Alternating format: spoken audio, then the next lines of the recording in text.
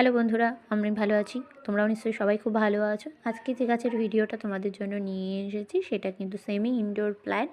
Hanging বাস্কেটে খুব সুন্দর লাগে, আর ব্যালকনিতে রাখলে তো খুবই ভালো লাগে।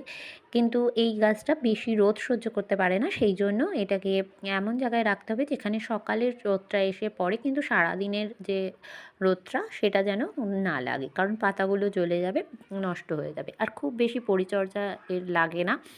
এটার নাম হচ্ছে টার্টল ভাইন। আর দেখতে কিন্তু খুব সুন্দর।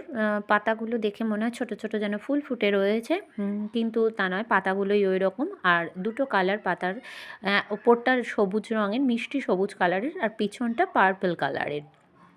খুব সুন্দর লাগে হ্যাঙ্গিং বাস্কেটে। যারা কম দেখাশোনা করতে পারো কিন্তু এরকম গাছ করতে চাইছো, তো টার্টল ভাইনকে অবশ্যই তোমাদের ব্যালকনিতে লাগিয়ে ব্যালকনি সাজাতেই পারো। ভিডিওটা কেমন লাগলো অবশ্যই জানিও। ভালো থেকো, সুস্থ থেকো।